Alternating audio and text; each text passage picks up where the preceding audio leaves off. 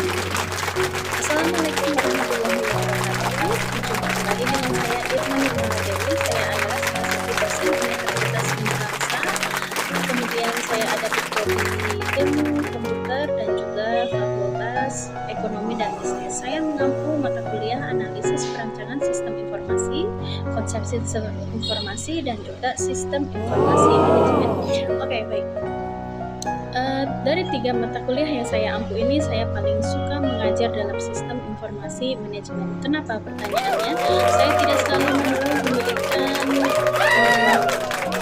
materi secara teori ataupun diskusi kelompok ataupun PowerPoint di depan yang biasanya anak-anak terlalu jemu ataupun mereka terlalu mengabaikan tugas. Maksud dalam mengabaikan tugas di sini, mereka mengerjakan tugas baik secara kelompok, tetapi misalkan kelompok terdiri dari 5 atau 6 orang, yang mengerjakan terlalu terlihat hanya ada 1 atau 2 orang. Kemudian yang presentasi hanya 1 orang, yang 4 atau yang 3-nya hanyalah sebagai pajangan. Nah, kemudian saya reka ulang lagi, kemudian saya perbaiki lagi sistem belajar saya bagaimana agar anak-anak lebih tertarik untuk mengikuti mata kuliah yang saya ampu. Oke, sistem informasi manajemen ini saya lebih menjelaskan bagaimana menjadi seorang manajer yang baik di dalam sebuah manajemen tentunya ya. Atau kemudian jika ada mahasiswa atau mahasiswa yang sudah bekerja di lapangan, ketika mereka menjadi seorang pemimpin di lapangan, bagaimana menjadi seorang pemimpin yang baik. Jadi saya lebih menjelaskan kepada aspek sumber daya manusianya. Kemudian bagaimana menjadi seorang pengatur lapangan atau pengelola lapangan, yaitu seorang manajer atau pimpinan.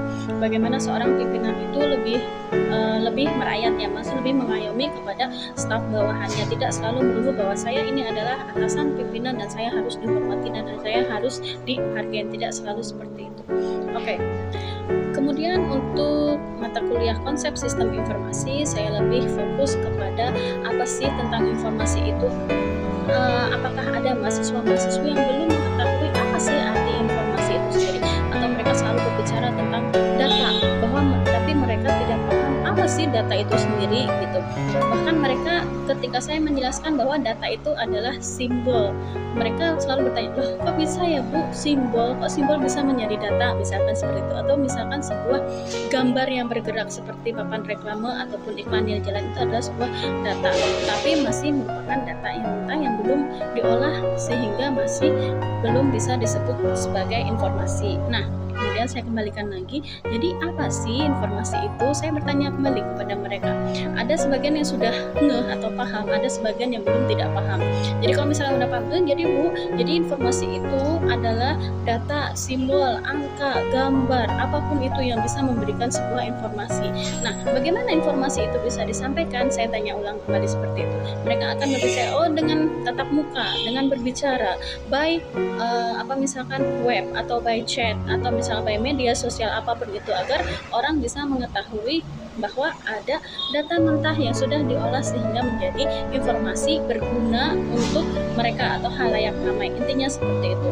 Jadi misalkan untuk konsep sistem informasi ini saya lebih ke data mentahnya menjadi data yang belum diolah atau menjadi data yang telah diolah sehingga menjadi sebuah informasi. Nanti akan dari situ satu bahasan informasi akan berkembang menjadi satu banyak bahasan subbab-subbab yang lainnya. Jadi saya bikin kelas itu lebih interaktif sebagai tanya jawab ya. Jadi saya tidak perlu menjelaskan ngasih materi. Biasanya saya sebelum masuk kelas atau misalnya besok pelajaran saya dimulai, saya memberikan materi dulu untuk dipelajari, untuk dibaca seperti itu. Setelah mereka baca, mereka pelajari, saya masuk kelas, saya langsung bertanya. Saya tidak akan mengulang materi atau menulis di depan lagi. Jadi saya langsung bertanya, kemarin materi sudah saya share, kemudian apakah ada yang bertanya? Mereka selalu diam, mereka pasif semua karena mereka nggak ingin bertanya dan tidak ingin melanjutkan kelas. Baik, saya kembalikan lagi biar kelas ini menjadi kondusif, menjadi ramai kembali. Saya akan bertanya, kemarin ada kata mengolah, mengatur, mengelola, atau misalkan memimpin, apa sih artinya itu? Mereka akan berpikir secara itu adalah manajer. Apa sih bedanya manajer dengan manajemen? Mereka akan berpikir, manajer itu berada di mana, misalkan seperti itu. Atau manajemen itu bisa nggak sih disebut manajer? Mereka akan bingung sedikit.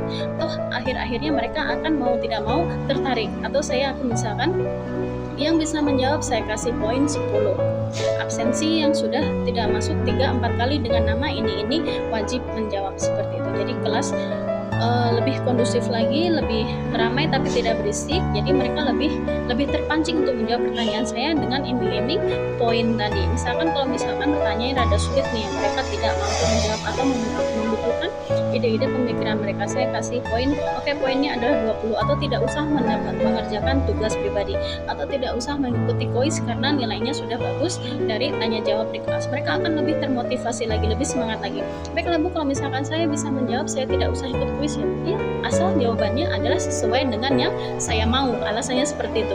Walaupun jawabannya udah betul, walaupun jawabannya udah bagus, tetapi kalau sekiranya anak itu agar tetap ikut kuis atau ikut tugas, jadi saya bilang jawabannya belum pas, jadi seperti itu. Jadi saya reka-reka lah biar mereka itu lebih tertarik. Udah deh Bu, nanti kalau ada pertanyaan lagi saya jawab deh Bu. Biasanya nggak ikut kuis karena mereka pikir kuis itu satu beban atau tugas itu satu beban, karena ada tugas-tugas atau kuis yang lain. Jadi ketika mereka tidak mendapatkan tugas dari saya atau kuis dari saya, mereka tuh sangat excited, sangat bahagia sekali. Seperti itu intinya.